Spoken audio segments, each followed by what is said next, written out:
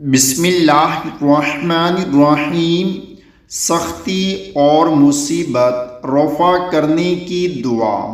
سیدنا علی رضی اللہ تعالی عنہ فرماتے ہیں کہ رسول اللہ صلی اللہ علیہ وآلہ وسلم نے مجھے حکم دیا کہ مصیبت اور سختی کے وقت یہ دعا پڑھو: لا الہ الا اللہ الحلیم الکریم سبحانہ وتبارک اللہ رب العرش العظیم والحمد للہ رب العالمین۔